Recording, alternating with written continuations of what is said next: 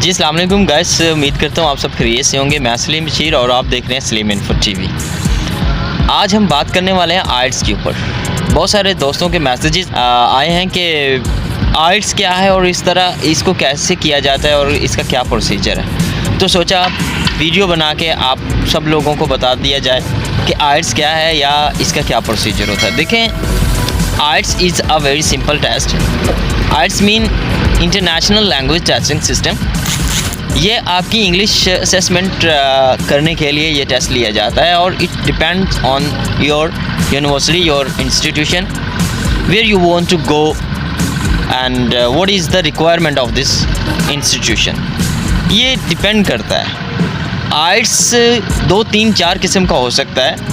आइट्स academic होता है, आइट्स general होता है, आइट्स UKVI होता है और इसके साथ 2-3 टेस्ट और भी ऐड कर लिए जाते हैं समटाइम।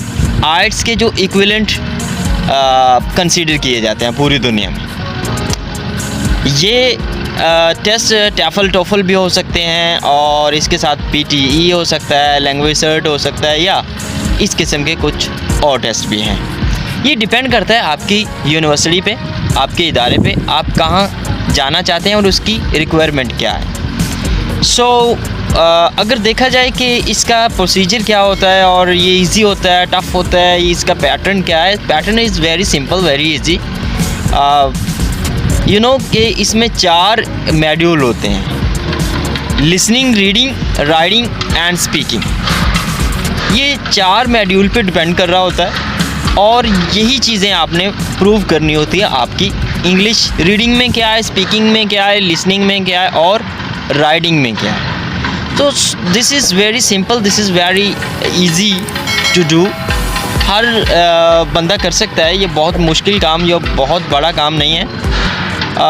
डिपेंड करता है कि आपका इदारा आपसे क्या रिक्वायर कर सकता है। अगर कुछ लोग ऐसा हो जाता है समटाइम कि आइट्स क्लियर नहीं होता या उनके जो रिक्वायर्ड बैंड नहीं आते हैं, तो फिर वो PTE की तरफ चले जाते हैं या लैंग्वेज सर्ट की तरफ चले जाते हैं या कोई दूसरा टेस्ट दे लेते हैं। तो आपका इदारा आपसे क्या रिक्वायर कर रहा है, आइट्स कर रहा है या फिर सिर्फ और सिर्फ आइट्स ही कर रहा है। अगर आइट्स कर रहा है और इसके साथ साथ उन्होंने कहा कि आइट्स या इसके कोई इक्विवेलेंट टेस्ट आपसे रिक्वायर किया गया है तो वो भी दे सकते हैं। तो दैट इज़ 2 वे। 1 कि आपने आइट्स करना है। अगर बाई चांस आपसे आइट्स नहीं होता है तो फिर आपने क्या करना है, फिर आपने जो दूसरा टेस्ट होता है, दूसरा टैफल भी हो सकता है, टॉफल भी हो सकता है, PTE भी हो सकता है, जो कि बहुत इजी टेस्ट होते हैं, ये आपने करना होता है। इसकी जो आइट्स की बुक्स होती हैं वो नंबर वाइज होती हैं, 1 to 15 आजकल मार्केट में चल रही हैं और वो सारी प्रैक्टिस पे ही डिपेंड कर रही है। तो इट्स ऑल अबाउट प्रैक्टिस। इसमें कोई नई चीज़ नहीं होती, आपने कुछ याद नहीं करना होता, आपने कुछ पेपर इस तरह से नहीं करना है कि जिस तरह से हम एनुअली या सेमेस्टर सिस्टम में बुक्स से याद करते हैं, उनको टेस्ट देते हैं, टेस्ट तैयार करते हैं, फिर एज इट इज़ वो लेके आ जाते हैं। ऐसा कुछ नहीं होता या इसमें कुछ याद करने वाली कोई भी चीज़ नहीं होती। इसमें सिर्फ प्रैक्टिस होती है। आपकी प्रैक्टिस कितनी है लिसनिंग की, रीडिंग की, राइटिंग की एंड स्पीकिंग की।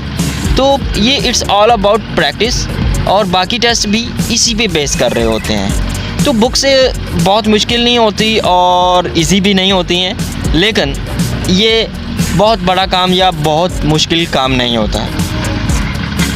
और इसके अलावा फ़ीस के हवाले से अगर मैं आपको बताऊं तो फ़ीस भी 40,000 के लगभग है आजकल, क्योंकि ये बेस कर रही होती है डॉलर पे। डॉलर की उतार चढ़ाव आता रहता है। अगर डॉलर महंगा है तो फ़ीस ज़्यादा हो सकती है। 2-3 माह पहले या जून जुलाई की अगर बात करें तो ये 38,000 समथिंग थी।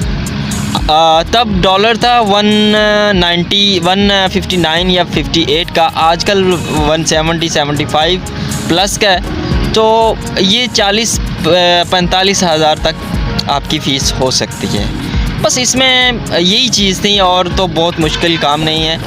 बाकी अगर आपके माइंड में कोई क्वेश्चन है, आप कुछ पूछना चाहते हैं, वीडियो आपको अच्छी लगी है आप इसके ऊपर कोई भी क्वेश्चन रेज़ करना चाहते हैं तो कमेंट बॉक्स में आपने क्वेश्चन अपना पुट करना है और मुझे अपनी राय से ज़रूर नवाजना है। अपना बहुत सारा ख्याल रखिए। अल्लाह हाफिज़।